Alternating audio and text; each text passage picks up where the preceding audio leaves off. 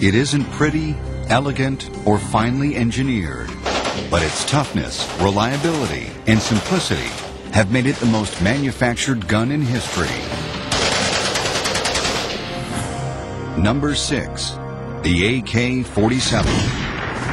From Vietnam to Afghanistan, wherever there was conflict in the second half of the 20th century, the AK-47 has been there.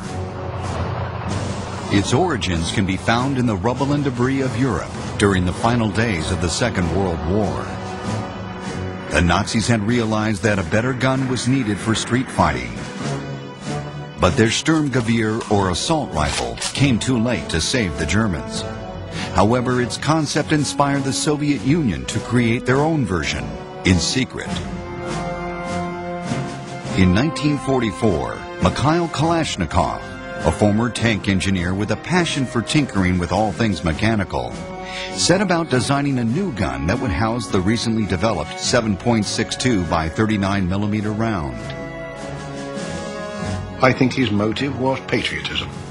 His country was at war. He wanted to do something. Now, the fact that what he probably didn't realize in his youthful exuberance was that you don't design a rifle overnight. It took him several years to get it right. So the war had finished.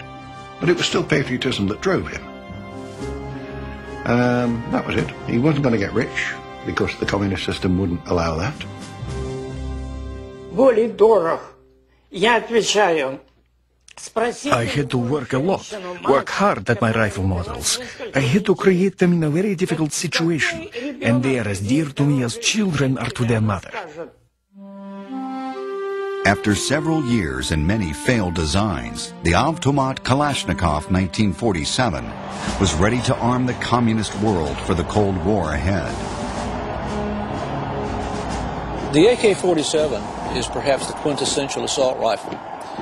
It's utterly reliable, simple to operate. It was designed in the days when the Soviet Union had a huge conscript army of peasants whose capabilities in handling complicated machineries were questionable at best. The secret to the AK's reliability lies in its loose mechanical tolerances. Most designers sought to tighten up spaces between moving parts. Kalashnikov allowed them room to breathe. His gun could be subjected to the worst battle conditions imaginable and still be ready to fire. The AK-47 became the standard sidearm for all Soviet personnel. With its single or automatic firing capabilities, it performed the roles of both a rifle and submachine gun in one robust package. The AK is so widely recognized because of its huge proliferation. The Soviet Union in the days of the Cold War literally gave these rifles away, but the fact of the matter is, upwards of 50 million of them were made. The Kalashnikov assault rifle had perhaps its greatest impact against American troops in the hands of the Viet Cong. The AK-47 had a level of firepower that caught the U.S. off guard. Today, it has become universally familiar as the gun of revolutionaries, terrorists, and guerrilla forces all over the world. A fact that fills Kalashnikov with equal amounts of pride and weapons in their hands. We know that, for example, in Mozambique, boys are named the same name as my gun. Sometimes my weapon is used for criminal purposes. It is very frustrating, but how can we help it? Designers are not to blame. I think to us in the free world, the AK-47 symbolizes communism.